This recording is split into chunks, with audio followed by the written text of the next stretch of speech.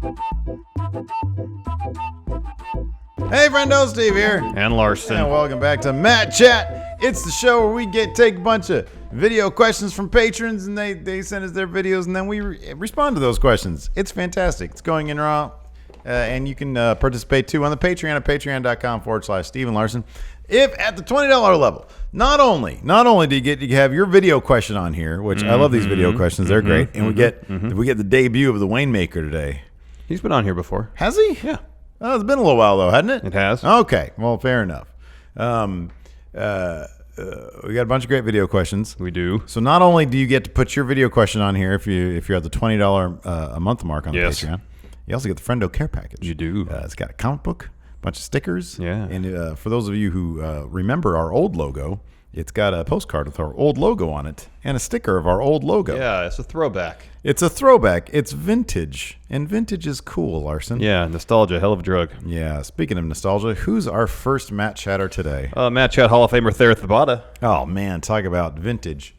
Pristine. Thayer Thabata. Yeah. Confirm we did get his Matt Chat question today. Let's see what he has to say. It looks like the Roman Reigns experiment is over. After 4 years, he still gets booed. Everybody still seems to hate him. And yet he's Universal Champion and he's the #1 merch seller in the company. So my question for you guys is, was the Roman Reigns experiment a success? All right, thanks, guys. Thank you, Thayer Thabata. Thank you, Thayer Thabata. Well, I mean, this is kind of a tricky question. He threw us a tricky one to start things off. The Roman Reigns experiment. Why don't you give us your interpretation of what the Roman Reigns experiment is, and then we can go from there. Well, if their goal is to make Roman Reigns the top guy in the company, then you'd have to say, then yeah, it's been a success. He's the top merch seller. True. He's currently holding the Universal title. True. He gets a loud response whenever he's in the ring in the arena. He does get a very loud response. Sure, it's mixed. There's cheers. There's boos. He is the new... I mean, look, if they wanted to make him the new John Cena, he is kind of the new John Cena in that he is one of the most, if not the most... polarizing superstars in WWE. So let's look at the list of things he would have to check off to be next John Cena. Championship. Check. Check. Selling a ton of merch. Check. Check. Getting a loud response, even if it's polarizing. Check. Check. Those are pretty big checks. So in that sense, if that's the criteria, yeah, it's been a success. It hasn't been a quick success. The road has had more than a fair share of speed bumps. Oh, this is for sure the scenic route. Yeah. Nonetheless. Lots of sightseeing on this one. I mean, it might not be exactly where they saw him when they initiated this so-called experiment 3-4 years ago. But it's taken the scenic route, and I think it's kind of getting there. To look at the other side of this, to say no, it hasn't worked. We'd have to get into a little bit more of a subjective area. Can he, number one, has he ever been as over, meaning the loud response is a bunch of cheers? He hasn't approached that compared to John Cena. Not as a solo competitor, no. No, as a member of S.H.I.E.L.D., maybe. Sure. Yes. So he hasn't gotten there. Do we see him as sort of a mainstream crossover guy? I mean, John Cena this early in his, or if you take a look at both their careers, I don't think John Cena was there at this point. Wasn't the Marine released in relatively early? Would you consider the Marine a crossover affair, though? I mean, it was a movie that was in theaters. Yeah, but that was 2006. That's right around the time he won his first championship. Yeah, but I don't know if that can really. I mean, what did that really? Now I'd consider Cena now like a crossover guy for sure. But when the Marine came out, it's not like it propelled him anywhere. It's not like it, he didn't star in the sequel.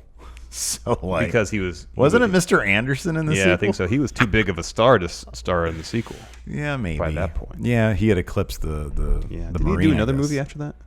Well, he had done a bunch of movies since then. Yeah. Well, I mean, directly after that. Yeah. Was it 12 Rounds? That sounds right. Was it that? That sounds right. You just Googled John Cena. Well, I was hoping to do a lot more than that. IMDb page would be filmography. So I don't know. I mean, I think I'll put it this way. I kind of believe the Roman Reigns experiment is still ongoing. I kind of disagree with Thayer when he says it's over. I don't think it's over. I think if the Roman Reigns experiment was he gets a massive response, he is legitimate enough in the fans' eyes to see him going over Brock Lesnar. I think the experiment, no. I think if that's the end of it, I think it kind of failed. I mean, I think it's over and it failed because it didn't really feel like, okay, I'll put it this way. Was there a big, I don't know, sea change moment when he beat Brock Lesnar, a la Brock Lesnar beating The Undertaker? I think that's kind of what they were going for, yeah, right? No, that didn't happen. Because it was always Brock stole Undertaker's powers by beating him. Yeah. He took the streak. Roman gets that from Brock, but that didn't really happen. There never was that coronation moment. The coronation. They used pretty much subterfuge to keep the crowd from booing by having Braun out there. Yeah, dude. They pulled a quick one. Yeah. So, no, I think the Roman experiment failed. If it's over, I mean, if it's done with, whatever that may mean, I think it's good that we're done with this trying to get him over thing. Trying to get him to be as big as Brock. Loved. Yeah. That's done. I like it that they're done with it because they're just pushing along with whatever they're going to push along with. Yeah, move on from it. So just move on with it. Has it been a success so far? I mean, in some respects, yes. In some respects, no. That's a messy answer, but it's a messy situation. It is. Moving on, we got a great question coming up here from Double J. Double J, Joe Jensen has a freaking hangover from All In. Yeah. Yeah. Ooh, not surprising. It was a hype weekend. Heck of a weekend. Absolutely. It was last weekend. Let's see what he has to say about it now that he's had 7 days to reflect. Double J, Joe Jensen, one half of the most devastating tag team of all time, Quadruple J. Ain't we great? Coming in with another Matt Chat question. My question is, All In's over. Post-All In depression's very real. I want to know, for Double or Nothing, All In 2, do they change cities or keep it in Chicago? Let me know. Too sweet. Hearty handshake.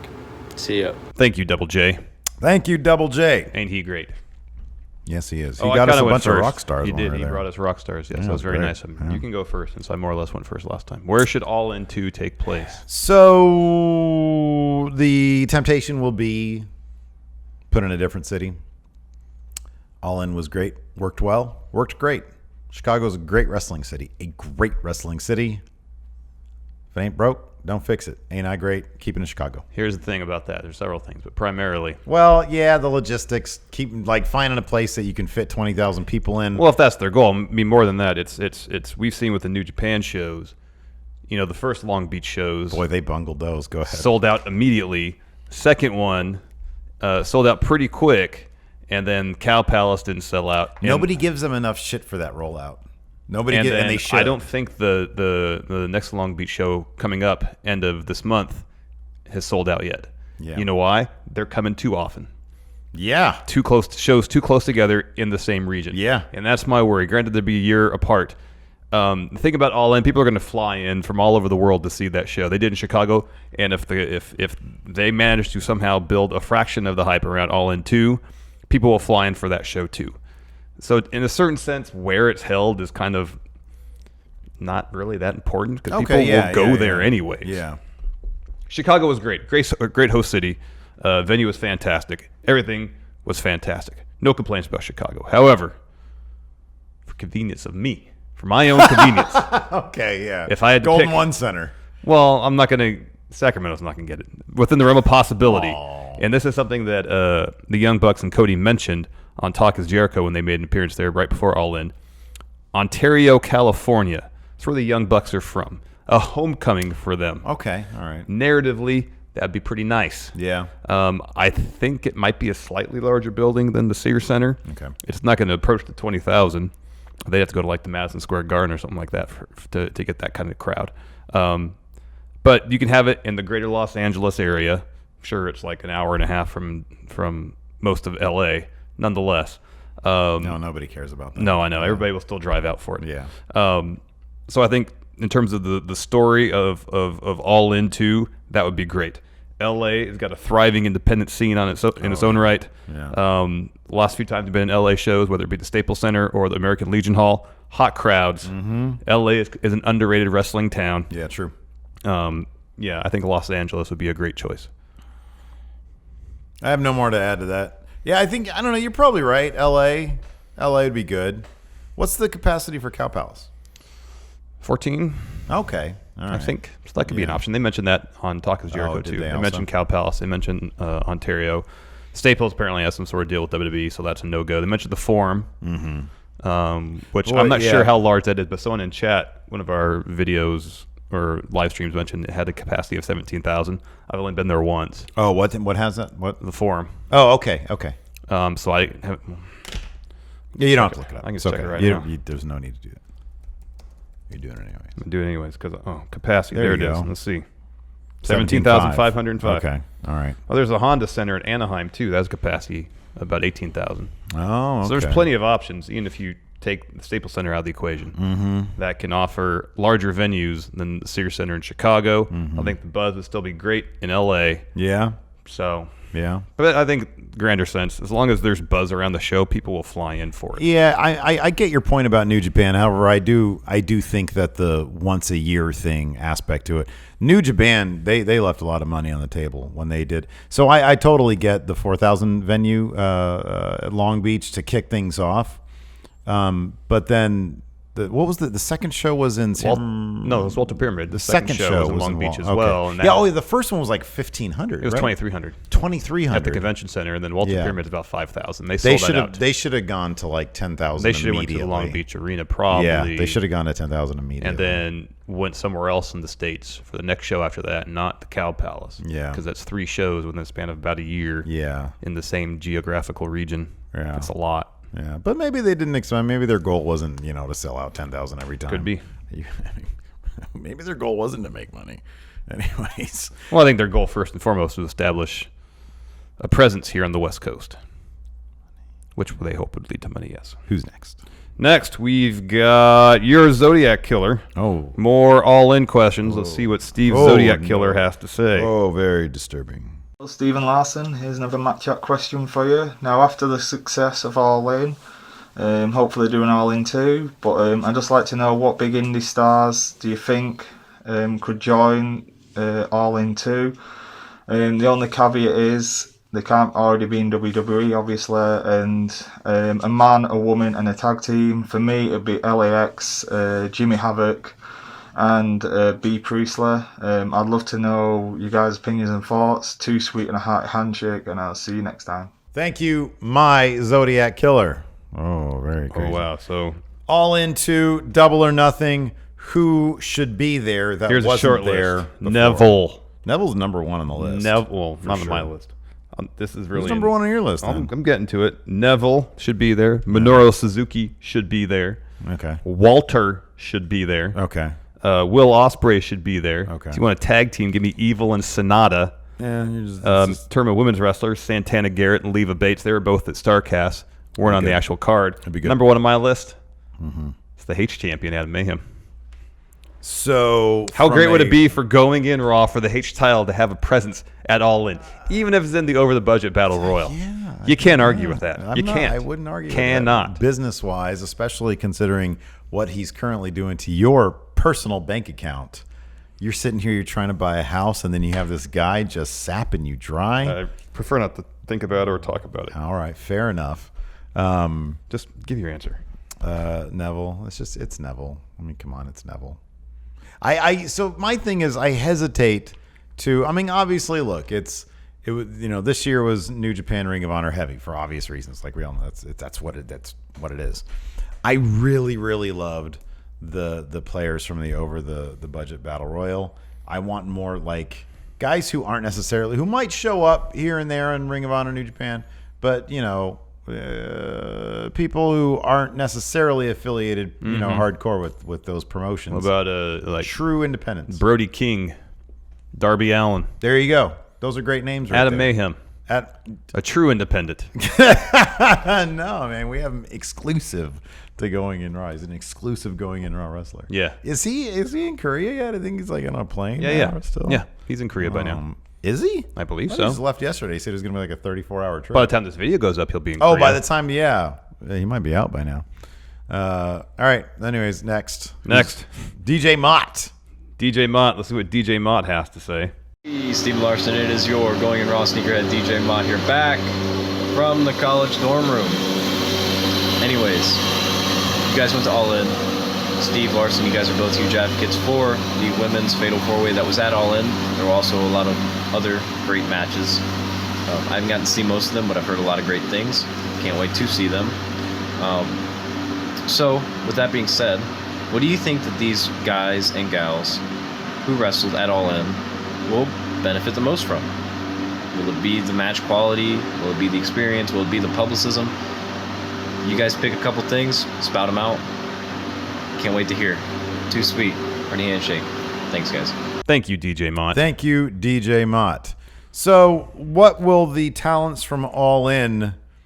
What helps them the most coming out of all this? I'll tell you what. I mentioned this this past week.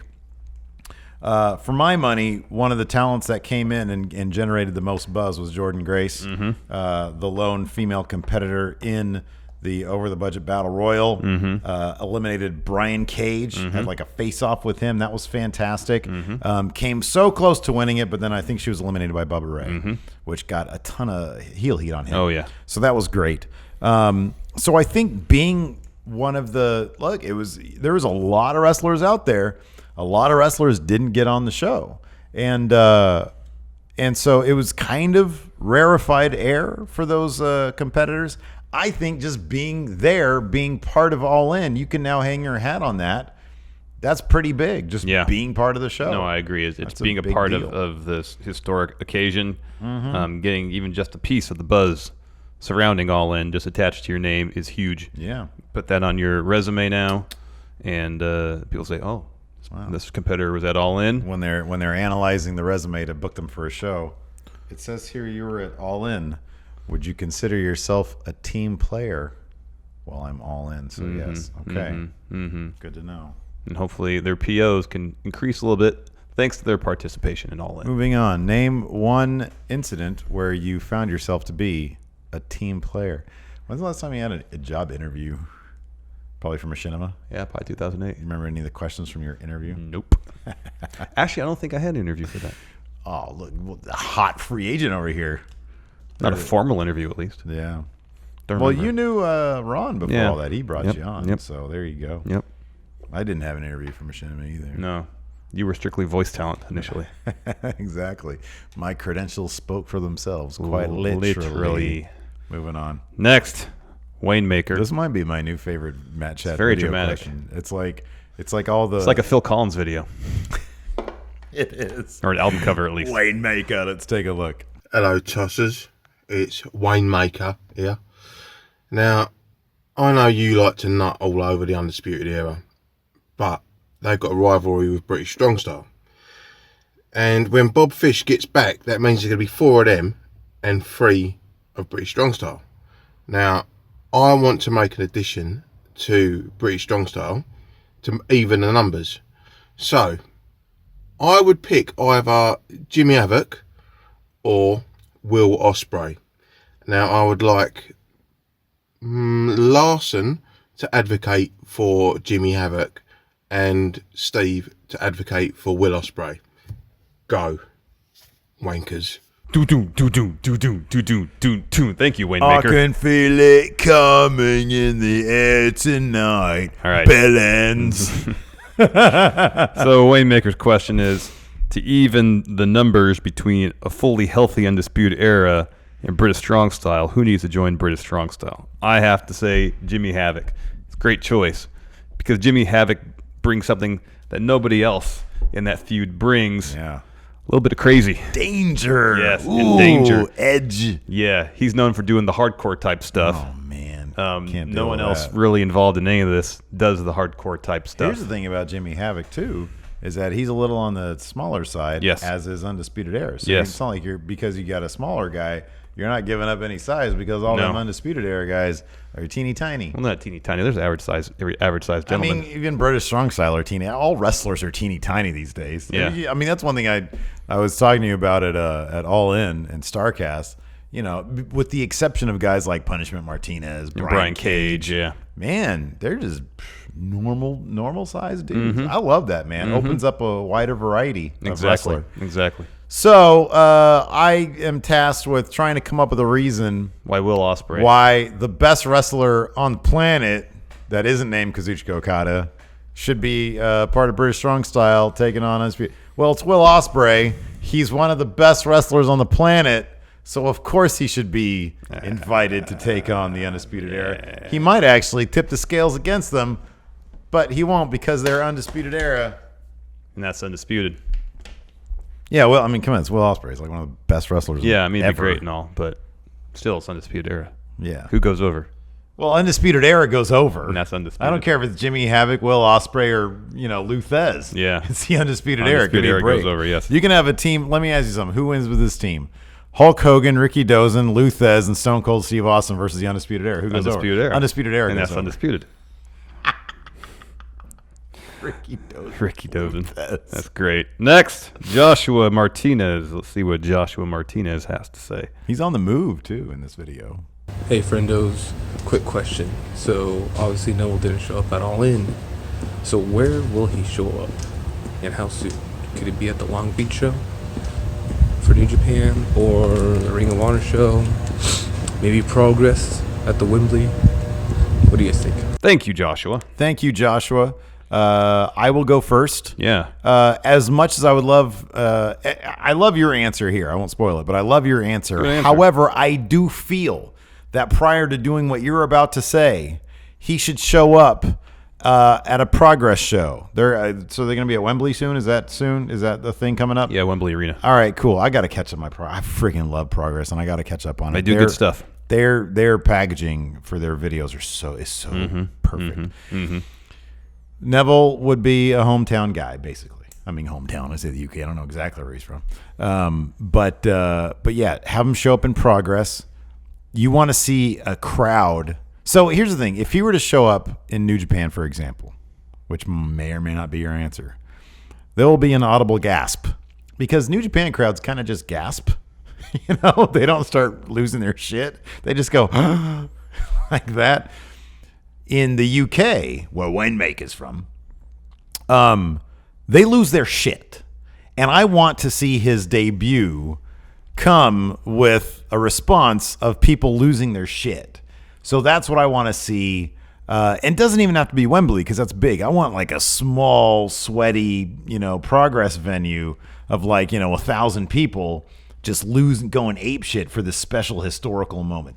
That's what I want to see. And then he can go and do whatever he wants over in New Japan. I would not be disappointed with your answer, which is coming up right now. So they're having a tournament to determine the new IWGP Junior Heavyweight Champion since Takahashi had to vacate the title due to injury. Offhand, I don't know when that tournament is concluding. I would assume maybe I don't think at the Destruction shows. I think it's probably King of Pro Wrestling in October. That's a guess. Again, I could probably take 2 minutes to research it. Didn't do it. Nonetheless, final ends. Say it's Ospreay versus Kushida. Let's say that's the match. Yeah. Ospreay wins. Yeah. He's there. He's celebrating. Who comes out to beat him up? NWO Pac. NWO Pentagon Jr. But Pac. this time, instead of being Jericho, it's Pac. Neville. So he comes to the ring, beats him up, grabs the mic, holds that title, and says, "You, Ospreay, me, Pac, Wrestle Kingdom." Yeah, ooh. Massive. Yeah, huge. That's what it needs to be. That's good. To make the largest splash. Oh, man. That's what it needs to be. Wembley. Progress. Jericho Cruise. That's the correct answer. Can we get Adam Mayhem booked on a Jericho cruise? We could try. He gets in there, he's all seasick. What about Adam Mayhem? Next, from Christopher Rampersad. Let's see what Christopher Rampersad has to say. Hello, Stephen Larson. My question is what WWE wrestler would you put in the Drax the Destroyer character for Guardians of the Galaxy 3 since Batista don't want to leave over the whole James Gunn situation? And my other question is, book an appointment for Batista to face at WWE. To me, I pick Roman Reigns. Thank you, Christopher. Thank you, Christopher Rampersad. Oh, man. Okay. I'll go first. First off, well, hold on a second. What? Nobody can replace Batista as Drax. Nobody can do that. Now continue. Roman Reigns. You want Roman Reigns to be a crossover star? Put him in the Guardians of the Galaxy movies. I wonder if he'd be any good. And I mean, dude's got charisma. He's good looking. Yeah. I wonder if he's got a good sense of comedic timing. Because that's pivotal for Drax. Put that beef away. Yeah. That was perfect. Yeah. Perfect. That was cocky good. The sucker punch especially the one of the ribs to Baron Corbin, and he's walking away. You might want to go to the trainer's room. It's good. It's like bully good, but like it's good. Drax isn't really that. I understand. Nonetheless, Roman Reigns. All right. And then who does Batista face in his first feud back? Don't say it. Roman Reigns. Stop. Drax versus Drax. Stop it. That's what it is. Drax versus Drax. Yeah, man. Braun Strowman to be Drax. I think Braun could pull that off because Braun looks like a beast, and he has an excellent sense of humor. I think Braun could actually pull off Drax.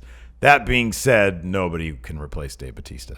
And it'd be Triple H for his return match. Yeah, he said that. He said he wanted that. So just let him do it. Yeah. That'd be great. It would be great. Next from AO Worm. See what AO Worm has to say. Okay. What's good, everybody? AO Worm here. So, Steve Larson. So, of all the main roster talent in WWE, how many of them would have made it through NXT? Like, what would have been their ceiling, and how long would they have been in NXT?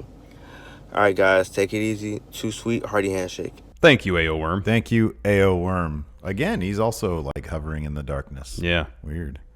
Anyways, so let's take a look at the main roster. So obviously, like a ton of people that are on main roster right now did come up through. Yeah, I think actually NXT, a vast majority of them. The way we know it now. I mean, so like obviously, out of the Shield, really, it was just kind of Seth Rollins. I know Dean was there. Yeah, and Reigns was there for a little bit. But they didn't really come up through NXT the way we know it now. That sort of started with Seth. Yeah. Guys like him, of course. Bo Dallas also is a prominent NXT champion. Finn, of course, is the longest running, et cetera, Kevin et Owens. cetera. So let's say Roman Reigns. Let's say they bring in this kid Roman Reigns. How would he fare in today's NXT? Whoops. I mean, I think he couldn't sit in the crowd because he's not a signee from like. No, he's a developmental guy. So he doesn't have a name. So he'd have to be introduced in a fashion like Lars Sullivan. Yeah. Or he's involved in squash matches. Yeah. I don't know if people. Okay, is there like another? It'd all be about an opportunity for him to show off a personality, and whether that personality would resonate with the Full Sail crowd. I mean, because we saw, for example, Kona Reeves recently get a repackage. There was some hype behind him, and I don't really feel like he's forged a connection. Pretty much anybody. With anybody. Wow, that was rude. That was good though, because you're right. I don't know who else. Like, I don't even know. And that's not necessarily a slight against Kona Reeves. I think it's just a weird. It totally is. It's a weird gimmick. It doesn't really make sense. What about him is really the finest. It's so bad. It's just not a good gimmick. Like, who else in NXT is a good template for what Roman Reigns could do in NXT? Like, I just don't know. I mean, yeah, there's Lars Sullivan, but Lars Sullivan is so unique. Yeah. Like, that dude looks like a wrestler from 1901. He does. Roman Reigns is just good looking. He's like, he doesn't come with a reputation for being like an excellent wrestler or anything. So like, where does he fall? You don't see a lot of guys. Like, look at the developmental scene. You got guys like what's his name, Brennan Williams, who I don't really know a lot about. I know he's got some sort of sitting meme going on Twitter. Have you seen any of that? What is he called? The Sultan of Sit. Something like that. I don't know. It's all weird. I think it's fine. It's good. He's on Up Up Down Down sometimes. He seems like a funny dude. Yeah. But like, it's not like the crowd is like. I mean, I don't know. He's been in developmental for a while. Yeah. I'm just trying to think of like a parallel. Yeah, I don't know. Everybody's coming like from from the independents basically. I know. So I don't know how Roman Reigns would fare. I don't know. Yeah. I'd love to say. I mean, there's singular personalities like Velveteen Dream, right? Like Patrick Clark. Yeah, sure. Who is more or less come in as developmental talent. Sure, yeah. And managed to hang, in terms of personality and in ring with the indie guys that they've signed. Yeah. But apart from him and Lars Sullivan, I'm looking at the list of purely developmental talents or predominantly developmental talents, and those two seem to be the kind of top stars from. So they gave Tino a lot of opportunity. Yeah. And I feel like maybe if Roman Reigns was in the Tino spot, he might have excelled. People might have been into him. Oh yeah, maybe. I don't know. It's all about the good wrestling in NXT, to be honest. Yeah, it really is. You know? And so, yeah, if he can show a bit of personality, have that personality connect with the audience there at Full Sail and put on really good matches, then he'd be fine. But beyond him, I'm not sure how many people, like Dean, obviously, if they had spotlighted him in NXT, he would have been huge, massive. Like if he came in now, if John Moxley came in now. Or AJ Styles. Oh, well, yeah. 5 years ago had gone through NXT. Sure. He would have been massive. But, like, is there anybody else, like, that's on the roster today beyond Roman that didn't come up through NXT? Really? I mean, Braun didn't have any time in NXT. He'd be huge. He was there, though. I mean, yeah, he was he went through. He was a rosebud. Wasn't so featured on if TV. they brought him through NXT, yeah, he'd be like, you know, he'd have a higher ceiling than freaking Lars Sullivan. Yeah, he'd be huge there. Yeah. Especially with like the Miz, he'd be fine in NXT because he's got tons of personality. Yeah, okay, but hold on. Maybe not. Maybe not, dude. Because early Miz was not the polished thing he is now. Far from it. Yeah, like Miz might have been a Kona Reeves, dude. Because for all we know, Kona Reeves has like all sorts of personality that'll take 8 years to develop. Could be.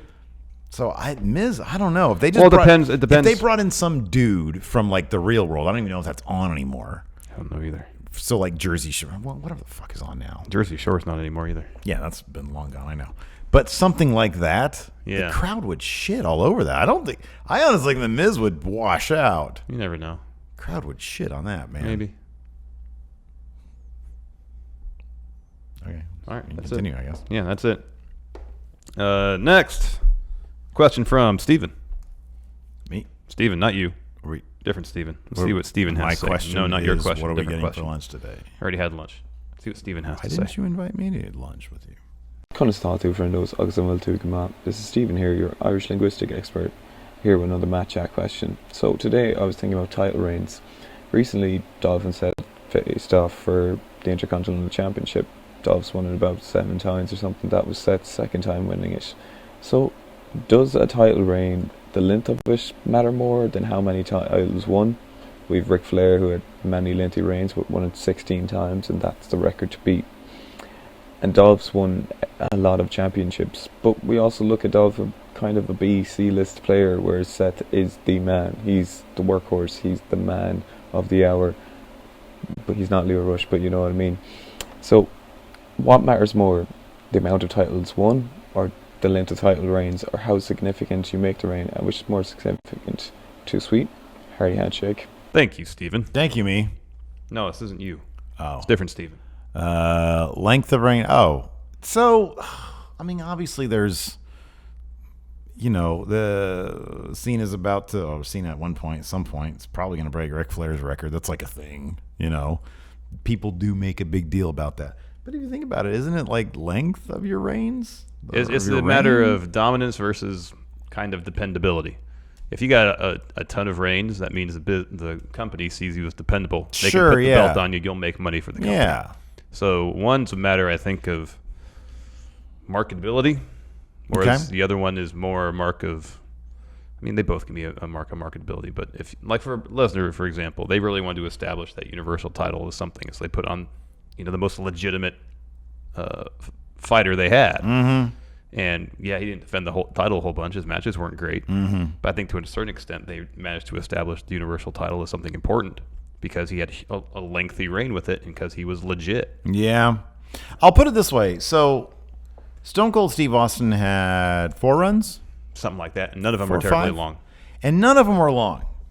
He wasn't really defined by being champion. WWE. Same could be said for The Rock. Yeah. Well, how many was he? Most of his reigns were pretty short, too. Pretty short. But he was so, you know. I kind of feel like it's more. But then, you know, you got a guy like CM Punk, who really hung his hat on his 434 days or whatever it was, title reign. And that's like a big achievement. That's a big deal. Mm-hmm. So I don't know. Okay, so like. Well, I mean, let's go over to New Japan. Let's go to New Japan. Yeah. Okada. Yeah. Big deal because he held that title for so long. Yes. That's length of reign right there. Yeah. You know, if he held it 5 times and each one was like a month long, people wouldn't really give a shit. Yeah. But he would be able to call himself a 5-time. Yeah. Which I think he is already. 4 or 5 time. Yeah. So I mean, I think the answer is both. The answer is both. You know. I mean, because look at Ric Flair, it's not like he had the belt 16 times but had it for 100 days each time. He had like 500-day reigns. A couple of them well over 400 days. Yeah, he had a really fucking long reigns. Yeah, lots of them. Several of them. Yeah. So that, I mean, with Flair, you kind of get the best of both. You get the long reigns plus a lot of them. Ooh, okay. Because he was someone that the NWA put the belt on, knew could draw money, was dependable. I'll go ahead and make the case now for length. Now that we've gone through this, and we beat it into the ground. We're so confused.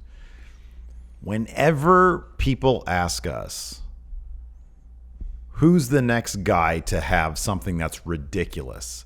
They don't say who's the next guy to get 17 titles or 18 titles. They say what? Who's the next guy to have a Bruno length reign? Mm-hmm. That's kind of the benchmark. So it's length. It's got to be length. I don't know. They make such a huge deal about Ric Flair's record. Yeah, but when we get asked questions, it's mainly asking about a Bruno length reign. Like when you field questions about how long Adam Mayhem's run with the H title is going to be, you don't say, well, he's going to have he's going to have it 10 times. No, it's you always He's going to have it once for 15 years. Right, exactly. Yeah. It's kind of a bigger deal. Because he's going to legitimize that belt. We've solved the problem. It's length. Okay. The length and the width. That's what I hear. All right. Next from Zach S. See what Zach S has to say. Zach S. What's good, Super Marks and many friendos out there? It's your official friendo verse IWGP Heavyweight Champ, Zach S. Coming at you with another Mad Chat question. The question this week is simply, what should Asuka do at the All-Women's Pay-Per-View for WWE? Thanks, boys. Thank you, Zach S. Thank you, Zach S.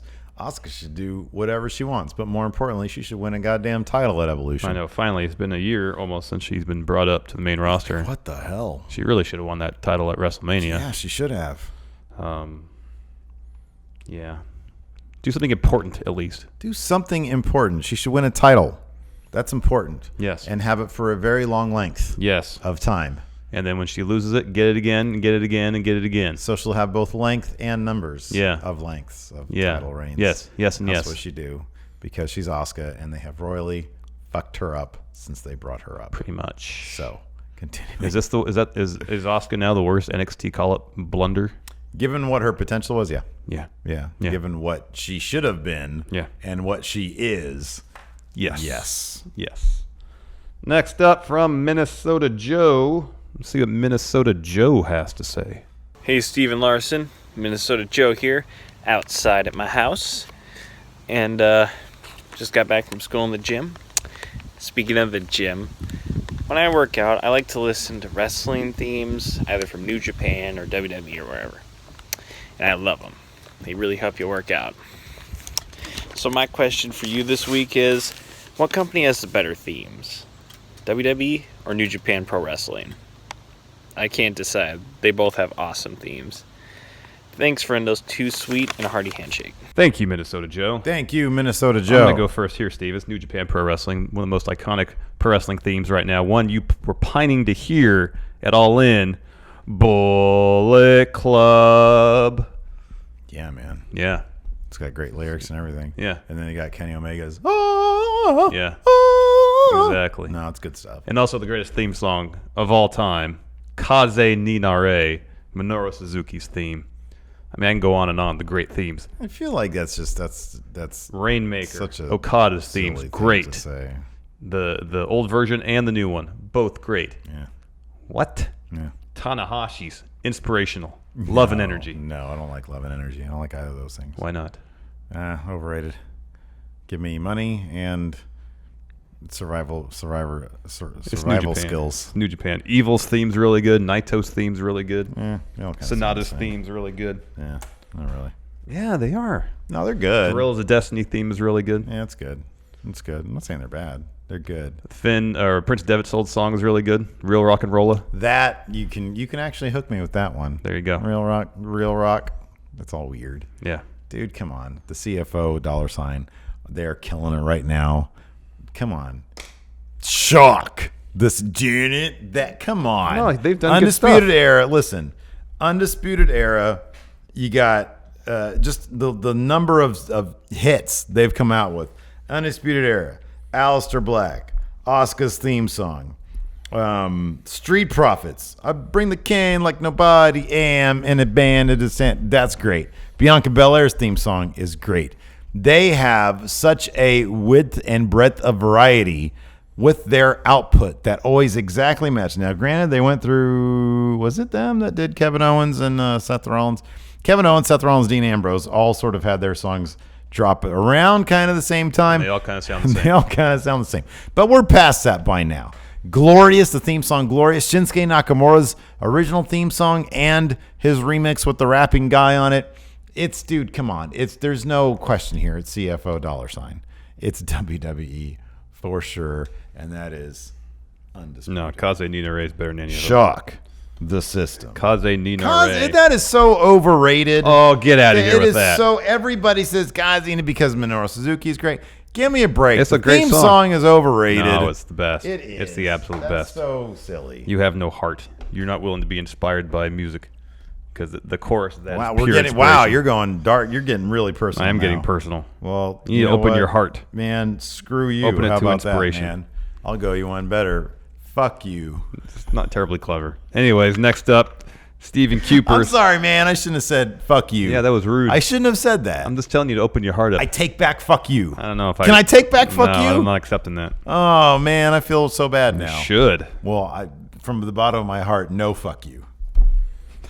At best, that's like insult neutral.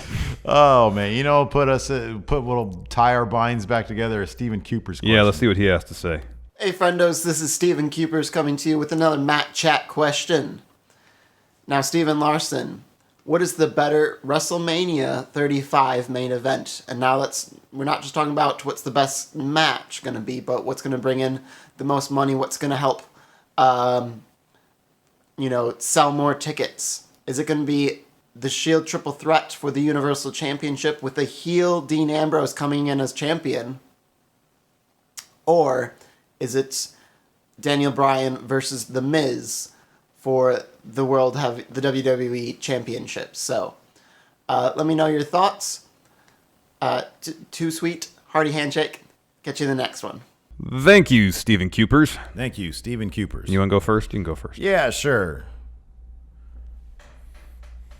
I mean, the answer is probably Shield triple threat, but I'll argue on behalf of Ms. Daniel Bryan because it's been 8 years in the making. By WrestleMania, it'll probably be 9 years in the making, and then they could just do the thing where they round it up and say it's been a decade in the making. Daniel Bryan winning the WWE title off of The Miz. Look, we all know The Miz is one of the best in the business with promo skills. This is a hot feud. It's going to continue to be hot going into Mania, 6 months from now or whatever it is. It's going to be huge. You got Daniel Bryan. He's on Total Bellas. The Miz has his own reality show, Miz and Maurice, and this is great. So that's the one. That's the big money feud right there. No, it's the Shield triple threat. Dean turns heel, shocking everybody. Shock. Gets super vicious, super violent. There's no reality shows with that, though. No, that's good mainstream crossover appeal. However, Big Dog, Roman Reigns, it is his yard. He is top guy in company. Just by his mere presence in this match, it'll be the main event of WrestleMania 35, and it'll be good because you have a wealth of story. Yeah, Miz, Daniel Bryan, their story goes back nearly a decade. However, like 3 of those, Daniel Bryan had to be retired. It wasn't like they had a constant ongoing thing throughout the length of those 8 years. It started off with Daniel Bryan in the original NXT. Miz was his mentor. Yeah, man, it's all good stuff. Yeah, there's some good stuff. There's a lot of appeal. There's a lot of great stuff here with the Shield. It really is. Nobody wants to see this guy in the main event again. Sure they do. If it's against Seth Rollins How about and Dean this? Ambrose. What if they did this? What? Instead of a Shield triple threat, how about a handicap match? The Shield versus the Undertaker. Undertaker goes over. Why am I fighting 3 guys? This hardly seems fair. And then he wins in a squash match. And then I win. Squash match. Tombstone. Last ride. All last. He puts all 3 of them in Hell's Gate. No. It's a stacked last ride. Oh. So like powerbomb, like they're all stacked up on each other. He couldn't even do one. He couldn't even powerbomb Roman Reigns. He runs over them with his motorcycle. No, I'm telling you, it's the Hell's Gate and the submission move. He just stacks them Live all up. Limp Bizkit playing There during you the go. match. Yeah. Live Limp Bizkit celebration after the match. No, that's the Kid Rock celebration. Oh, does it have to be with American Badass? Good job him not running for the Senate. God, that didn't happen. Yeah, no. Oh yeah. So yeah, it's the Undertaker versus the Shield or a handicap match. Handicap match. Undertaker That's goes what it over. should be. There you go. Next from Patrick Sparks. Let's see what Patrick Sparks has to say. Hey, friendos, Pat here. All right, so debate this week's about tag teams. I want to know your opinions on who would have been the better wrestler out of these 3 tag teams if they broke into the business as single wrestlers. Bubba, Devon, Edge, Christian, Matt, Jeff. And for a bonus, who would have the bigger singles career now that they've already spent all their career as a tag team? Very successful one at that. Young Bucks, Nick or Matt. Thanks, friendos. Bye. Thank you, B-Man. Thank you, B-Man. He hasn't had the B's in a while. I It's know. kind of a bummer. I know it is a bummer. So he wants us to determine of these tag teams who would have a better singles career if they had started out as singles wrestlers. First, Dudley Boys, Bubba, and Devon. Bubba was the better talker. He was a great mic guy. And we've seen when he's like in shape, he's great. Yeah, we've seen how crazy he is just this last weekend at All In. Yeah, dude. Devon was great. Yeah, Devon was great. Bubba gets the edge. Yeah, sure. Next, Edge and Christian. You know, I think pretty much, with maybe the exception of the Hardys. Okay. Like any of these pairings, whoever is more They renowned as a singles wrestler, anyways. they would have been anyways. Yeah. So I think Edge would have been, if he had started out.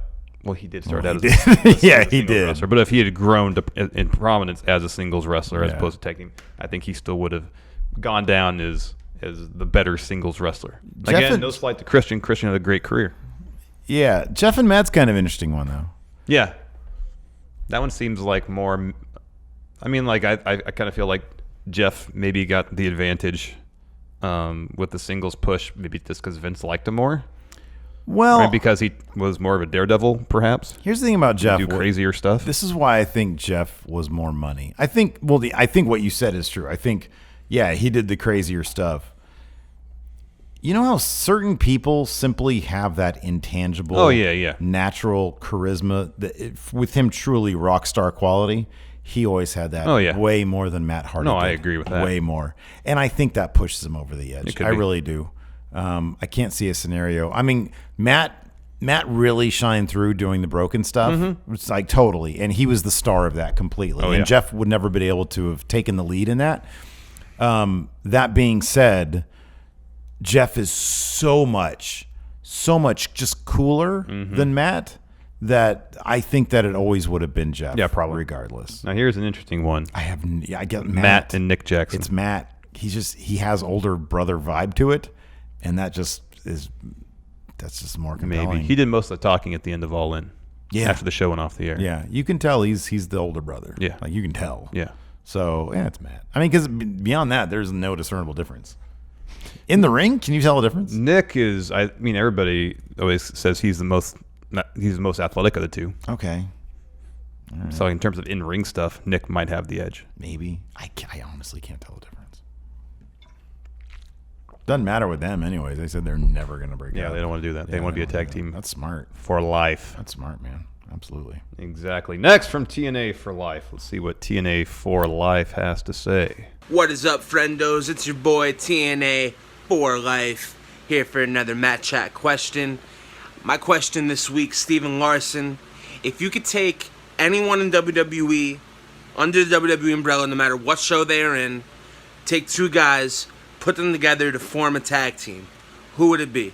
Because I feel like Raw is lacking tag teams right now and could really use a really powerful tag team to help brighten up that division a little bit.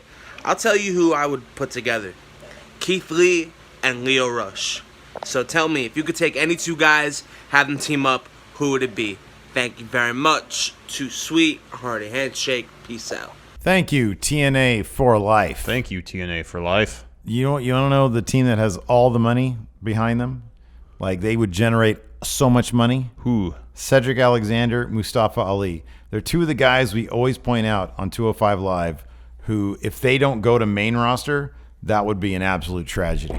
Either of these guys would be so much money if they came up through NXT instead. But if you were to put them together as a tag team, talk about legitimizing a division just with those two alone, they would be supremely over. If you allow Cedric to sort of loosen up a little bit as a character to the level that Mustafa Ali kind of feels a bit looser as a character, but yet maintain that intensity that they both can bring, they would be huge. Yeah. And their athleticism, their creativity, I want to see them as a tag team. I think that'd be really good. Absolutely. However, I'm going to go with a tag team that I brought up in our Raw recap. This is a good one. Bob Roode and Bobby Lashley. Glorious Impact. We're going to call them Glorious Domination because it works into there. Glorious Impact. Glorious Impact. Or someone in chat today said the Heavenly Bobbies. That's a good one, too. And have Jim Cornette manage them. Yeah. Is there a tag team name that can have TNA as its initials? I'm sure we can devise something. Yeah. Nonetheless, neither of them are really doing much of anything right now. And that could be what brings them together. The Nasty Asses. TNA. The Nasty Asses. Because it's like they're badasses, but they call them Nasty Asses. People might take that the wrong way. Call them Mud Butt. Sorry. It would give Bob Roode something to do, give Bobby Lashley something to do. The Raw tag division is not that strong right now. They can get into it right now and dominate. Oh my God, who's coming out? Mudbutt. Sorry, it's Matt Chat. What do you want? Yes. Next, Kyan Mangan. See what Kyan has to say. Mm-hmm. Hey, Stephen Larson, back with another Matt Chat question. And yesterday was Father's Day in Australia, and I was thinking to myself, who's the greatest father-son duo of all time in good old wrestling? Too sweet, hearty handshake. Thank you, Kyan. You have the right answer here. Oh, you told me to do it? You came up with this? Well, look, all I got is Vern and Greg Gagne. Or you can say the Von Erichs. Or Dad Von Erich and then the other Von Erichs. Yeah. They're good, too. If it was father and child, it'd be Flair and it'd Flair. be Ric Flair and Charlotte. Yeah. Because they're probably the most decorated father-child. You didn't want to go with Billy Gunn and Austin Gunn? Well, Austin Gunn is pretty new to wrestling, so no. Yes, he is. However, if it's father-son, it's going to be Dusty Rhodes, and you got to say both his sons, Cody Rhodes and Goldust Dustin. Decorated. They all have won a ton of belts. Dude, yeah, you don't even have to say anything. These are like there's so much money in this family. Yeah, I mean, I thought Cowboy Bob Orton, Randall Orton. That's a good one though. Rocky Johnson and The Rock. Well, this is a good one. But I don't know, in terms of the overall success of the entire family. Yeah. You gotta go with the Rhodes. What about Christian Cage and Brian Cage? They're not related. Really? Nope. They're not father-son? No. What about John Quincy Adams and John Quincy Adams Jr.? Was there a John Quincy Adams Jr.? Or are you thinking of John Adams and John Quincy Adams? That's what I'm thinking of. All right. Yeah, no, I don't believe they were wrestlers. Yeah. Presidents, though. Uh-huh. 2nd and 6th. Yeah. It's the Rhodes. Yeah, it's the Rhodes. It's got to be the Rhodes. The Rhodes. Papa Buck and the Young Bucks. I don't think Papa Buck wrestled. Probably not a wrestler. No. What about Michael Cole and Adam Cole? All right, let's move on then.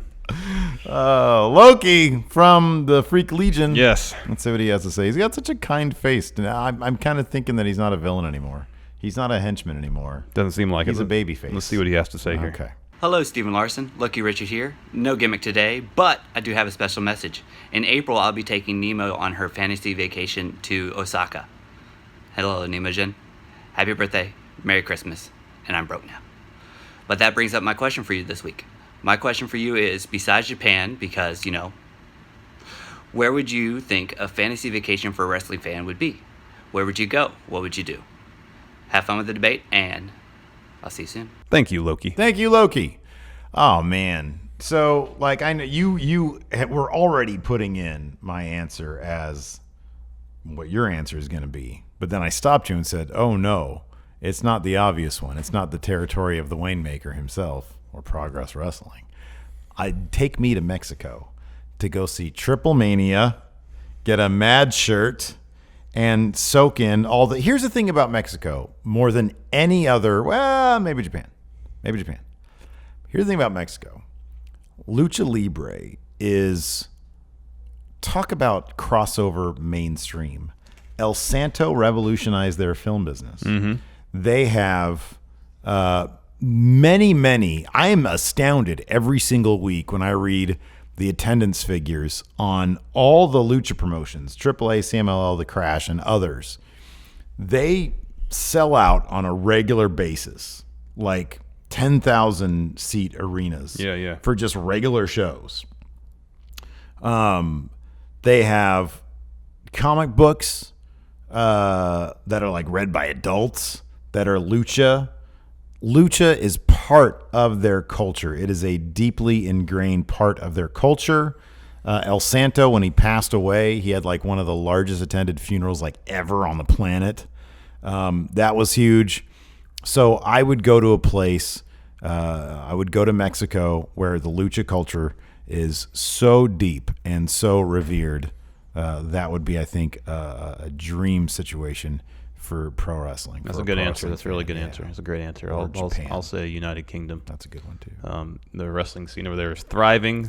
Especially if you go for the upcoming Progress Wembley show. I'm sure they're going to spare no expense in putting on an awesome show in, I think it's their first arena show. The depth of talent over there in the United Kingdom is great. It's very good. You can catch a WWE UK NXT show. Exactly. And a Progress show and a Rev Pro show. And ICW. And a Defiant show and ICW. There's just so much going on. So much going on there. So both good answers. Both great answers. Both great answers. Yeah. Next up, we've got also from Freak Legion, Delete. The Freak of Destruction. There you go. Let's see what he has to say. What's up, Stephen Larson? It's your boy, Delete, Freak of Destruction. Got my main man, Buddy Love, right there.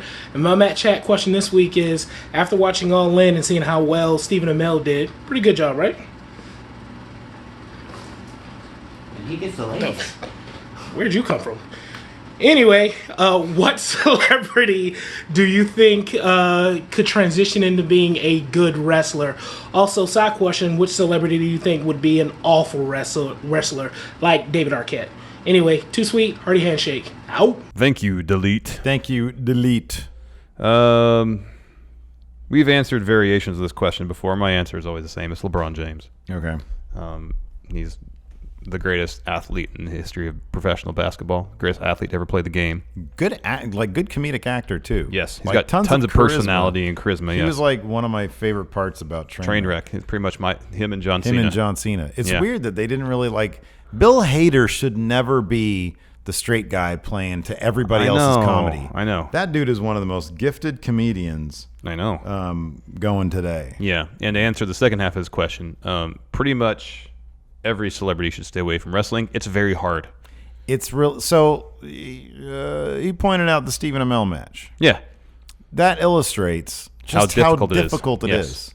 He also did. Was he the one who put down David Arquette? Yeah, David Arquette's having some good matches these days, or at least the one sequence that I saw him in didn't seem awkward at all. So David Arquette's doing good things. Stephen Amell, God bless his soul, put in about as good an effort as anybody could be expected to, but you still see the little details that come off as a bit awkward with somebody who hasn't put in all the reps that all those professionals at All In have done over the years.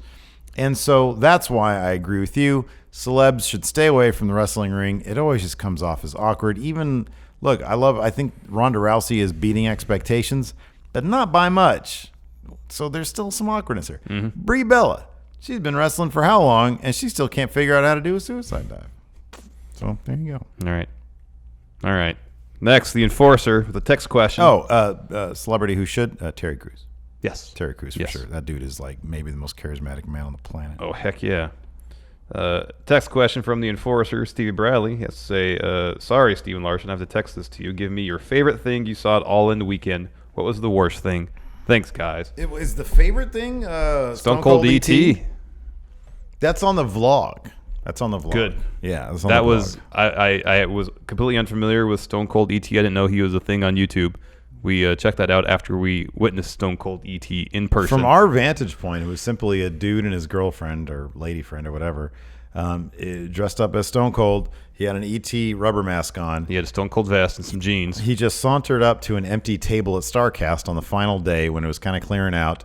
He sat down and would just talk to people. Like people walk by. He would cut promos on them. He would cut promos. Hey, what you guys doing? Hey, how you doing? And then he'd take his water bottle. Whisper something to his lady friend. And hey, start what's cutting going promos. on, Stone Cold ET? Because that's the bottom line. And you might have seen this. Joey Janela took a stunner from him. True. But he was walking around. He was going over to WrestleCrap, had a casket with like a Katie Vick thing going on in there. Yeah. Cut a promo and all that. I got that video. His Stone Cold was perfect. Yeah, it was dead on. It was perfect. Yeah. I didn't. At no point during the weekend did I laugh as hard as I did. Yeah, I was literally crying. Those few minutes he was there. It was great. outstanding. It was fantastic. A lot of great things happened all in StarCast weekend. The whole experience was outstanding. Everything was great. I think at that moment Sunday we were both tired. We stayed up late. We didn't finish recording the recap for 2:30. All in until 2 or 2:30 in the morning. I stayed up till almost 4 putting it together. Yeah. I think at that point we needed that. Yes, I think that's completely right. The look on Scarlett Bordeaux's face too. She was like confused and amused and all in the same batch. She was laughing on. She was. Just everybody was captivated by it. It was pretty captivating. The worst thing I saw, I don't know. I mean, I guess like my clock when I knew it was time to wake up, because that time zone difference, 2 hours matters. Yeah. People. 2 hours really matters. It's a minor thing, but a couple of days it was a little stormy. Oh, sure. So it was very humid. Oh, that was annoying. And I don't really handle humidity well. If I travel, I much prefer cold weather. I want it to be cold. I want to bundle up. Temperate. Cold weather. That's what I want. And no humidity. I just can't handle humidity very I well. can't do humidity. And that's just me. We're so soft. I'm not used to it. We're so soft. Well, if you live in a humid climate, you get used to it. Yeah, sure. We've never acclimated ourselves to it. True. Because it's not humid out here. Yeah. But yeah, beyond that, I don't think there's anything bad that I saw. Great. Yeah. No, it was fantastic the entire time. Next. Final question from Vince McMahon's least favorite scarf. Interesting. Sadly, no video for first time Matt Chatter. But my question, who do you think would get more over now, Brian Pillman or Eddie Guerrero? Probably Eddie. Probably Eddie. Eddie was so good. Yeah, he was great. He was so good. Okay, so I can think of a decent parallel for Brian Pillman. Dean Ambrose. Yeah. Is there a parallel for Eddie Guerrero? And I'm not speaking like, you don't have to stick to, Latino wrestlers, but somebody who had that level of charisma. And was that good in the ring. And was that much of a workhorse in the ring. Seth Rollins. So it's a Seth Rollins workhorse situation. But I think Eddie surpassed him in terms of charisma and, for sure. and promos and Absolutely. such. I mean, at that point, you're kind of looking at somebody in the realm of Daniel Bryan who shared the same wrestling skills. Daniel Bryan, his charisma is such that he could just be himself. I don't think he's ever tried to be a character. I mean, yeah, he went heel back when he cashed in his World Heavyweight Championship, and that, you know what? That's actually a really good. That's a good comparison right there, because when he cashed in, I think he was when he was that heel Daniel Bryan, and when he was doing the stuff with Kane after that. I could see a parallel between him and Eddie there in terms of the level of charisma, but still Eddie had that like extra turbo, that extra thing there that I don't know that anybody has, man. Boy, he was good. Yeah. He was something else. Yeah. Remember when he used to like during his promos, his voice would get all hoarse because he put everything into it. I know. Oh God, he's so good. He was one of the best. Yeah. That's great. Anyways, that's it for Matt Chat. Yep. You too can put your video question here on Matt Chat, $20 a month at patreon.com/Steven Larson. We're recording this on Wednesday, the new 10 Pounds of Gold drop. So I'm about to watch that. Nice. Until next time, we'll talk to you guys later. Bye.